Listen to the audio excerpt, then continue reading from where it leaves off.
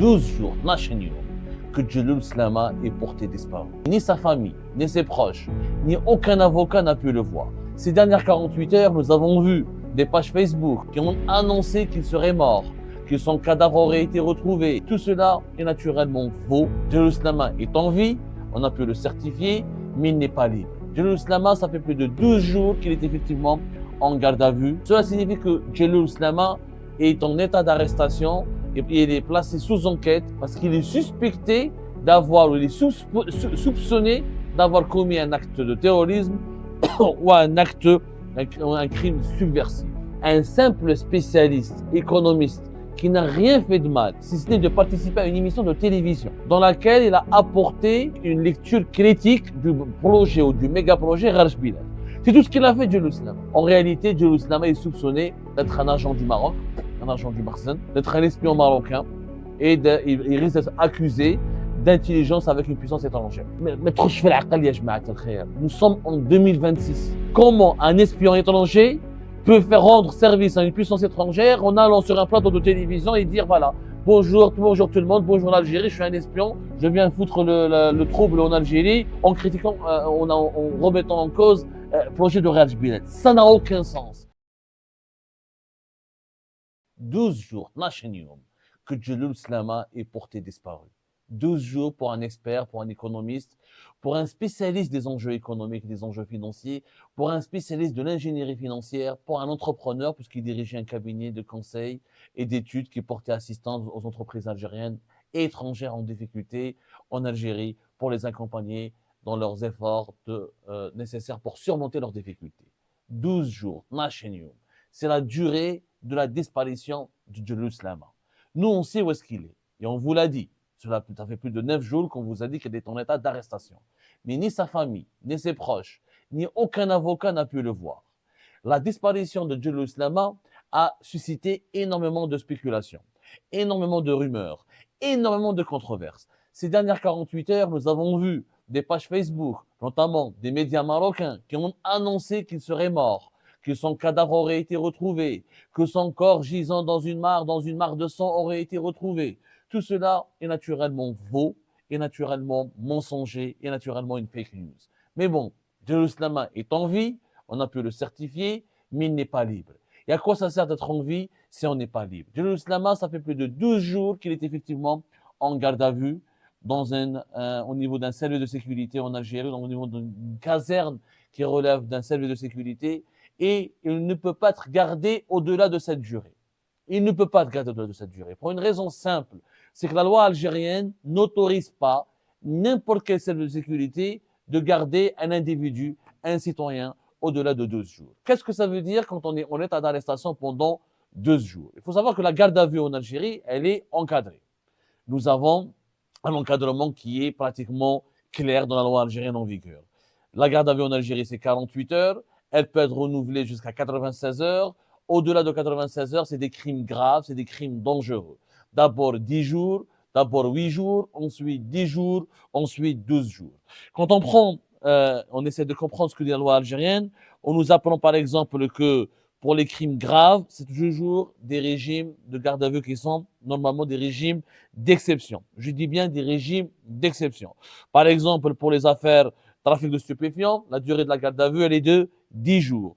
Pour les crimes les plus graves, terrorisme et crimes subversifs, la durée permise pour la garde à vue en Algérie, elle est de 12 jours maximum.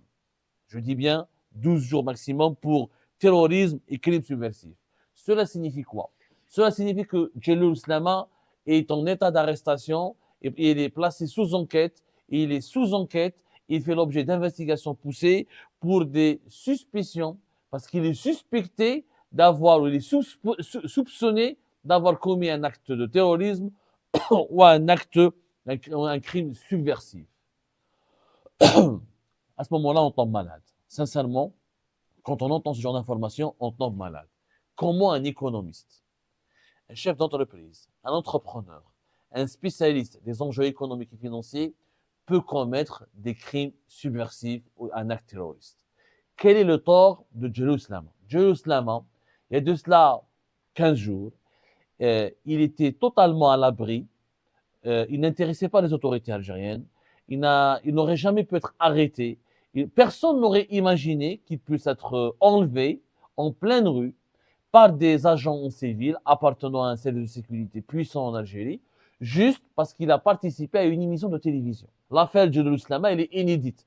C'est la première fois dans l'histoire de l'Algérie, et je dirais même, peut-être c'est la première fois dans l'histoire du monde, peut-être ça s'est déjà reproduit, ou ça s'est déjà plutôt produit et reproduit dans des pays dictatoriaux, archaïques, arriérés, mais c'est la première fois qu'en Algérie, un simple spécialiste, économiste, qui n'a rien fait de mal, si ce n'est de participer à une émission de télévision dans laquelle il a apporté ou il a émis ou produit une lecture critique du projet ou du méga-projet Raj Bilal.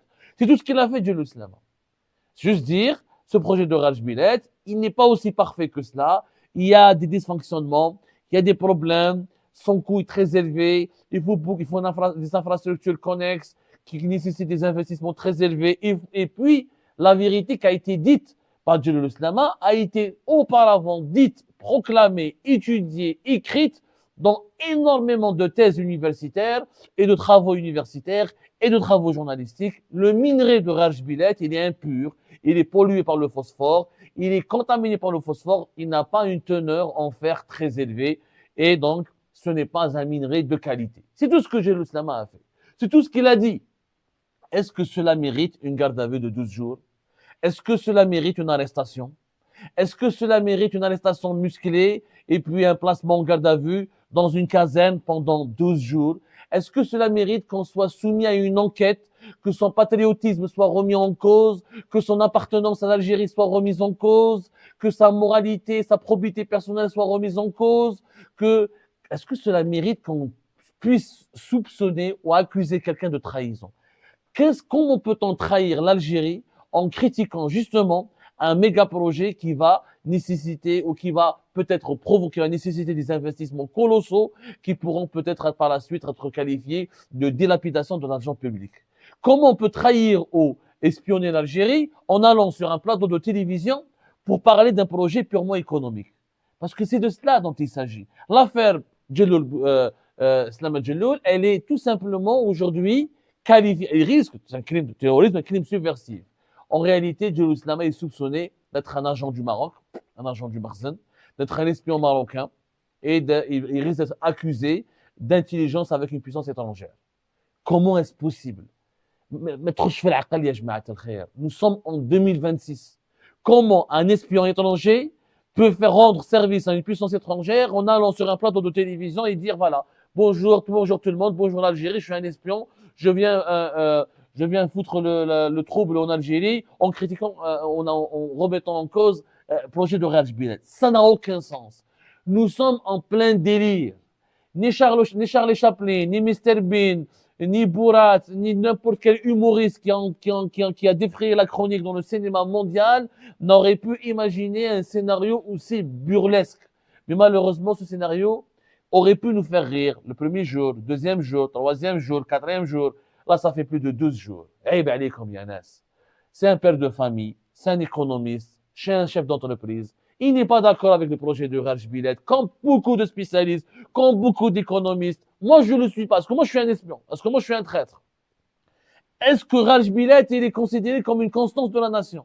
Est-ce que Raj Bilal vaut, ou il est placé sur le même pied d'égalité que la mazérité, que l'arabité, que l'islam comme religion du pays ou comme religion d'État? Bien sûr que non, ce n'est qu'un projet. Ce n'est qu'un projet économique parmi tant d'autres projets que l'Algérie a entrepris, que l'Algérie va entreprendre. L'Algérie, elle a existé avant Raj Bilal. Et elle existera pendant Raj Bilal. Et elle existera après Raj Bilal. Comment Djeloul Slama aurait pu être traîné dans la boue de cette manière? Et quel est l'enquêteur, quel agent des services secrets ou de la gendarmerie ou de la DGSN, quel général ou quel haut responsable d'un pays comme l'Algérie aurait pu imaginer que l'économiste qui se bat depuis plusieurs années sur le terrain pour accompagner des entreprises algériennes en grosses difficultés soit accusé ou qualifié de traître et d'agent d'une puissance étrangère. C'est inimaginable.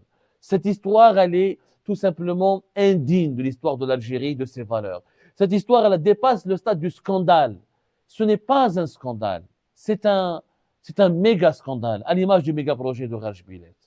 Jalil Slama n'a plus le droit aujourd'hui à la parole. Sa famille ne peut pas le voir. Ses avocats n'ont pas pu le voir. Il fait l'objet d'une enquête sécuritaire diligentée au plus haut niveau de l'État. Il a été arrêté parce qu'Abdelmajid Tebboune, en personne, c'est lui qui a demandé son arrestation.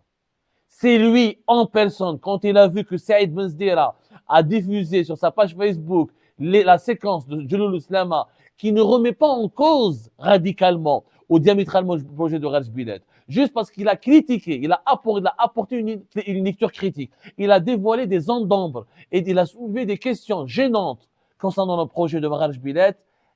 Monsieur Abdelmajid Tebboune a été gravement blessé, il s'est senti humilié, en tout cas il est entré dans une grosse colère, une colère noire.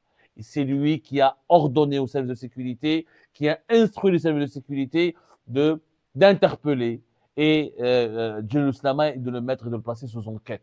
Parce que Tebboune, dans sa tête, quand on le critique, quand on n'est pas d'accord avec ses projets, on les traître. Tebboune, c'est lui le dépositaire de l'algérianité. C'est lui Rabbe Zahir. C'est lui-même le créateur de l'Algérie. Demain, peut-être, on va nous dire, c'est lui qui a inventé l'Algérie. On va nous dire, peut-être, c'est lui qui a tiré la première balle du 1er novembre. On va nous dire que lui, c'est lui qui était à la place de Boudiaf, et c'est lui qui a dit que la révolution se fera avec vous, sans vous, ou contre vous, ou y compris avec les singes de la Chifa. Peut-être c'est lui qui était avec les Mel Abdelkader, peut-être c'est lui Yogurta, peut-être c'est lui Massinissa, peut-être c'est lui qui est tout. Sauf que Tebboune n'est rien. N'est qu'un hagar. Parce qu'on est un président de la République. Ordonne l'arrestation d'un économiste pacifique, sincère, honnête et patriote, qui a eu juste le courage et la lucidité d'apporter une analyse sérieuse et concrète pour protéger et une analyse favorable à l'intérêt général du pays. Quand on ordonne l'arrestation d'un tel homme, c'est qu'on n'est qu'un dictateur, un tyran, un hagar. Et les hagarines finiront toujours dans les poubelles de l'histoire. Quant à Jalil Slama, lui, l'histoire retiendra que personne ne l'a défendu, que personne n'a voulu être à ses côtés, que sa famille est restée sans nouvelles de lui pendant 12 jours. Et si demain il n'est pas présenté devant un juge, un tribunal relevant de n'importe quel tribunal algérien, cela signifie que nous sommes face à une situation sans précédent dans l'histoire des annales judiciaires. C'est un scandale sans nom. Et ben voilà, c'est la fin de cette vidéo. Je vous remercie toutes et tous, comme d'habitude, pour avoir suivi la vidéo jusqu'à la fin. N'oubliez pas de nous laisser vos commentaires et vos réactions sur le sujet de cette vidéo et de partager le contenu si ça vous intéresse. Et je tiens toujours à remercier nos abonnés et les personnes qui réagissent de façon régulière sur nos vidéos et qui nous suivent et qui nous laissent des commentaires. Donc merci beaucoup pour votre dynamisme et pour votre sens de partage et de discussion. Donc voilà, sans vous, ce contenu n'a pas vraiment de valeur sans cette communauté qui ne cesse de s'accroître. Donc merci beaucoup et à la prochaine dans une nouvelle vidéo. Au revoir.